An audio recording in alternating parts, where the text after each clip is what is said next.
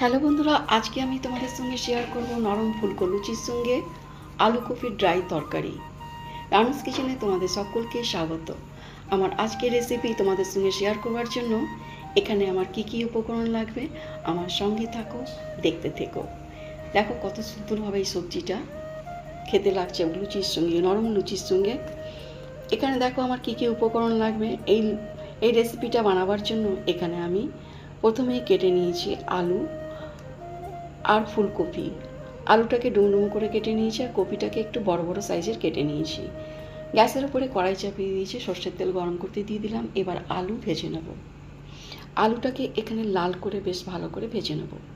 আলু ভাজা হয়ে গেছে, এবার একটা পাত্রে তুলে রাখবো। এবার এই কড়াইতেই আমি ভেজে নেব কপিটাকেও আলুর মতন লাল করে ভেজে নেব। কপিটা ভাজা হয়ে গেছে, এখন একটা পাত্রে তুলে রাখবো। আবার একটু 2 চামচের মতন সর্ষের তেল দিয়ে দিলাম। তেলটা গরম হয়ে গেলে এখানে ফোড়নে দিয়ে দেবো গোটা জিরে, তেজপাতা। ফোড়নটা ভাজা হয়ে গেলে এখানে কেটে রাখা পেঁয়াজ দিয়ে দেবো। এখানে একটা মিডিয়াম সাইজের পেঁয়াজ কেটে নিয়েছি। পেঁয়াজটাকে এবার ভেজে নেব।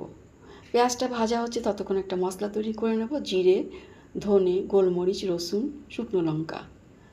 পেঁয়াজটা খুব ভালোভাবে ভাজা হয়ে গেছে, এখন বাটা মশলাটা এখানে ঢেলে দেবো। দিয়ে দেবো হলুদ গুঁড়ো 1/2 চামচ, লাল লঙ্কার গুঁড়ো 1/2 চামচ, স্বাদ মতন নুন। এবার মশলার সঙ্গে মিক্স করে নাড়াচাড়া করে ভেজে নেব। এখানে দিয়ে দেবো কেটে রাখা টমেটোটা দিয়ে মশলাটাকে খুব ভালো করে ভেজে নেব। এখন মশলাটা ভাজা হয়ে গেছে, এখন দিয়ে দেবো আলু আর ভেজে রাখা কপি।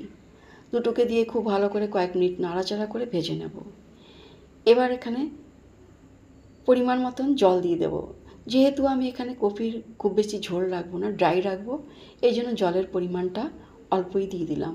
এবার ঢেকে রেখে 10 মিনিট সেদ্ধ করে নেব। আমার আজকের রেসিপি আলু কপির ড্রাই তরকারি একদম তৈরি বন্ধুরা, সার্ভ করবার জন্য। তোমাদের কেমন লাগলো এই রেসিপিটা কমেন্ট করে নিশ্চয়ই জানাবে।